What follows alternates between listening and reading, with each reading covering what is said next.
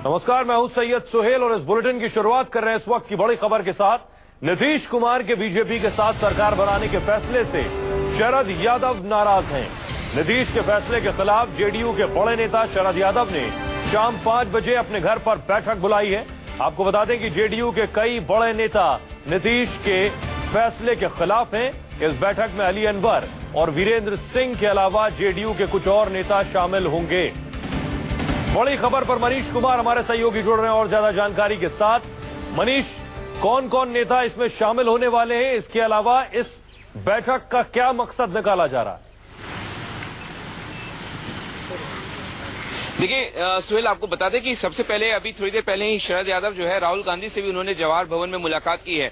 यानी कहीं ना कहीं ये लग रहा है कि जिस तरीके से नीतीश कुमार ने आगे बढ़कर बीजेपी के साथ मिलकर वहां सरकार बनाई, तो जो नेता है सुबह अली अनवर का हमने बयान सुना, जिस तरीके से उन्होंने कहा कि अगर अंतरात्मा की आवाज के आधार पर अगर नीतीश कुमार बीजेपी के साथ जा रहे हैं तो उनका अंतरात्मा जो है ये इस बात की को गवारा नहीं देता। और ये बयान था अली अनवर का। शरद यादव हालांकि सुबह से चुप है, लेकिन जिस तरीके से उन्होंने कांग्रेस उपाध्यक्ष राहुल गांधी से थोड़ी देर पहले मुलाकात की है, इसके बाद 5 बजे अपने घर पे एक बैठक बुलाई जिसमें तमाम जो ऐसे लोग हैं जो नीतीश कुमार के इस कदम से नाराज हैं, जिसमें अली अनवर है, शरद यादव उस बैठक की अध्यक्षता करेंगे, एक सांसद जो है वीरेंद्र कुमार वो भी उसमें बैठक में मौजूद होंगे। तो कहीं ना कहीं एक गोलबंद करने की कोशिश, ये भी कहा जा रहा है कि कई विधायक जो है जेडीयू के वो लगातार जो है शरद यादव के संपर्क में बने हुए हैं। ऐसा हमारे सूत्रों का कहना है शरद यादव के खेमे से कि वो लोग संपर्क में हैं। तो जाहिर तौर पर कहीं ना कहीं इस बात को लेकर आगे बढ़ना चाहिए। आप हमारे सहयोगी मनीष बता रहे हैं 5 बजे शाम को बैठक होनी है और बड़ी खबर ये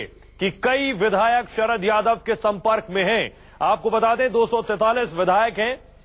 बिहार विधानसभा में बहुमत के लिए 122 चाहिए और लालू और कांग्रेस के विधायकों को अगर जोड़ दें तो उनके पास 107 विधायक होते हैं।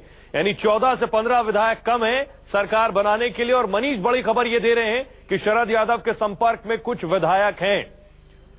मनीष, क्या संभावना है कि कुछ विधायक जेडीयू खेमे से टूट के शरद यादव के साथ आ जाएं? ऐसा मुमकिन है?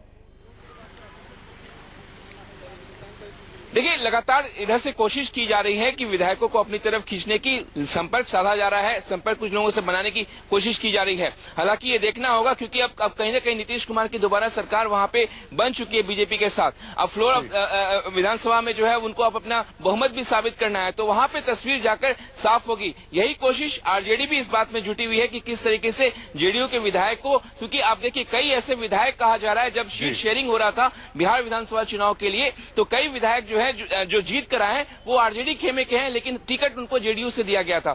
तो लगातार इस तरह की कोशिश की जा रही है कि किसी तरीके से लोगों को खींचा जा सके। विधानसभा में जब बहुमत साबित करने का मौका है तो वहां पे किसी तरह की पटकनी देने की कोशिश की जाए। सवाल यही है कि क्या शरद यादव इसमें कामयाब होंगे? क्योंकि फ्लोर टेस्ट अभी नीतीश को करना है, बहुमत अभी साबित करना है। बहुमत के लिए 122 विधायक चाहिए। नीतीश के पास फिलहाल 71 विधायक हैं, लगभग 53 राम मांझी, भाकपा के कुछ और मिलाकर, आरएलएसपी के मिलाकर 132 विधायक होते हैं। न्यूज 24 पर बिहार की एक और बड़ी ब्रेकिंग, राहुल गांधी और शरद यादव के बीच भी मुलाकात हुई है। कांग्रेस उपाध्यक्ष राहुल गांधी से जेडीयू नेता शरद यादव मिले हैं। शरद यादव नाराज हैं नीतीश के इस फैसले से। और हमारे वरिष्ठ सहयोगी रमन कुमार जुड़ रहे हैं इस खबर पर और ज्यादा जानकारी के साथ। रमन, शरद और राहुल की मुलाकात हुई है, क्या जानकारी आपके पास? देखिए, संसद आने के बाद राहुल गांधी ने बयान दिया था कि नीतीश कुमार ने धोखा दिया है और जिस तरीके का निर्णय नीतीश कुमार ने लिया वो उनकी उम्मीद नीतीश कुमार से नहीं की जा सकती थी, क्योंकि महागठबंधन बना था। जेडीयू, आरजेडी और कांग्रेस पार्टी बीजेपी के खिलाफ महागठबंधन बनाई थी और जब उनसे मुलाकात हुई थी, राहुल गांधी और नीतीश कुमार की मुलाकात हुई थी, तब उनको इस बारे में कोई बातचीत नहीं की गई थी। ताजा राजनीतिक हालत के बारे में जानकारी जरूर दी गई थी, लेकिन ऐसा फैसला नीतीश कुमार कर सकते हैं इसके बारे में उन्हें नहीं बताया गया था। शरद यादव को सबसे ज्यादा दुख है कि इतना बड़ा फैसला करने से पहले शरद यादव से कंसल्ट नहीं किया गया, उनसे राय मशविरा नहीं ली गई। और साथ ही साथ अली अनवर का भी इसी बात पे नाराजगी है। कहीं न कहीं इतने बड़े फैसले लेने से पहले पार्टी फोरम पे बात करनी चाहिए, पार्टी के नेताओं से बात करनी चाहिए। बड़ा सवाल सीधा आपसे, क्या शरद यादव इस स्थिति में है कि नीतीश के खिलाफ खड़े हो सकें? देखिए, अभी कुछ ही देर पहले जनता दल यू के महासचिव केसी त्यागी के पास नीतीश कुमार का फोन आया और नीतीश कुमार के फोन आने के बाद केसी त्यागी अपने घर से निकल गए हैं। कहीं न कहीं उन्हें ये जिम्मेदारी दी गई है कि शरद यादव को मनाने की कोशिश करें। शरद यादव 5 बजे उन्होंने एक बैठक बुलाई है राज्यसभा के कुछ पार्टी के नेताओं की, और साथ ही जो केरला में जनता दल यू की प्रदेश इकाई है उसके अध्यक्ष हैं वीरेंद्र कुमार, जो कि खुद भी राज्यसभा के सांसद हैं। उनकी बैठक होने वाली है 5 बजे। उससे पहले केसी त्यागी शरद यादव को मनाने की कोशिश कर रहे हैं कि जो भी आपका गुस्सा है उस गुस्से को राष्ट्रीय कार्य समिति की बैठक जो 17 तारीख को होनी है उस कार्य समिति की बैठक के लिए तब तक आप मीडिया से बात मत करिए। सवाल यही है कि क्या शरद यादव मानेंगे या शरद यादव के यही बागी तेवर जारी रहेंगे और नीतीश कुमार के लिए मुश्किलें खड़ी करेंगे। बहुत बहुत शुक्रिया इस तमाम बातचीत के लिए।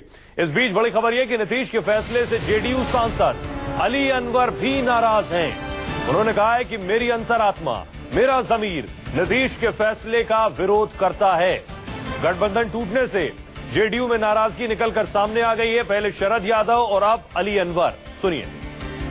हमारे साथ है जेडीयू के वरिष्ठ नेता और राज्यसभा सांसद अली अनवर साहब। अली अनवर साहब, 20 महीना जो पुराना एक महागठबंधन था वो टूट गया और नीतीश कुमार वापस बीजेपी के साथ आ गए, मुख्यमंत्री पद की शपथ लेने जा रहे हैं। यहीं पर दिक्कत है। देश में बहुत सारे लोग हैं जो कुछ नहीं है, कहीं किसी पोजीशन में नहीं है, लेकिन भाईचारे के लिए नफरत के खिलाफ लड़ाई लड़ रहे हैं। लेकिन हम लोग इतने कमजोर नहीं थे। नीतीश जी का जो स्टेचर था वो ऑल इंडिया स्टेचर है, और उसमें अगर इस तरह की ताकतों के खिलाफ अगर वो उठते तो कई तरह के लोग, पार्टियों से बाहर के लोग भी उनके समर्थन देने के लिए, उनके साथ लड़ने के लिए, मरने के लिए तैयार थे। और तरह की घटनाएं हो रही हैं, तो उसको लेकर के उनसे बड़ी उम्मीद थी हमारे जैसे लोगों को।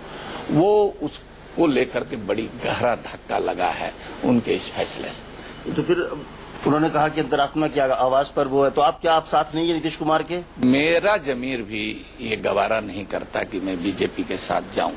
अगर बीजेपी के कार्यकर्दगी में, उसके काम तौर तरीके में इस 3 साल में कोई फर्क आया होता तो मेरे जैसा आदमी को कोई एतराज नहीं हो सकता था। तो ये कहने लगे मुख्यमंत्री पद सिर्फ बचाने के लिए नीतीश कुमार ने ये कदम अब देखिए, इस सब आरोप प्रत्यारोप में हम नहीं कहेंगे, with all respect and regards to Nitish Kumar ji, लेकिन उन्होंने जो ये कदम उठाया है उससे न सिर्फ बिहार को बल्कि पूरे मुल्क को एक धक्का लगा है, एक शॉक लगा है, और उनसे कम से कम ये उम्मीद नहीं थी। और धन्यवाद जिस बात करने के लिए। कैनन उमेश के साथ अमित कुमार, दिल्ली, न्यूज़ 24। तो अली अनवर का कहना है कि उनका जमीर गवाही नहीं दे रहा बीजेपी के साथ जाने के लिए। हमारे साथ सौरभ कुमार पटना से जुड़ रहे हैं सीधे। सौरभ, सिर्फ अली अनवर या शरद यादव या कुछ विधायक भी इस तरह के हैं जो असंतुष्ट हैं? जी बिल्कुल, जिस तरीके से इस्तीफे के पहले जो मीटिंग हुई थी, जदयू की मीटिंग हुई थी, उसमें कई विधायकों ने साफ तौर पर कहा था कि जब हमारा गठबंधन हुआ था लालू प्रसाद यादव से, तो हमें पता था, यानी जदयू को पता था कि लालू प्रसाद यादव कैसे हैं और आरजेडी कैसी है। उसके बावजूद हमने गठबंधन किया था। हमें पता था लालू प्रसाद यादव आरोपी हैं, कन्विक्टेड हैं, उसके बाद हमने गठबंधन किया था। तो हमें इतनी जल्दबाजी नहीं करनी चाहिए, तेजस्वी को मोहलत देनी चाहिए। लेकिन उसके बावजूद नीतीश कुमार ने इस्तीफा दिया, महागठबंधन को तोड़ा और बीजेपी में शामिल हुए और नई सरकार बनाई। तो निश्चित तौर पर कई ऐसे विधायक हैं जदयू में जो असंतुष्ट, सौरभ आप बड़ी बात कह रहे हैं, नाराज हैं, लेकिन उनके सौरभ आप बड़ी बात कह रहे हैं कि यहाँ शरद यादव नाराज हैं, अली अनवर नाराज हैं। शाम को 5 बजे बैठक है और कल हुई बैठक में कुछ विधायकों ने अपने मतभेद जाहिर किए थे। तो क्या शरद यादव की 5 बजे की बैठक में कुछ बड़ा निकल कर आएगा? हमारे साथ सौरभ बने रहिए।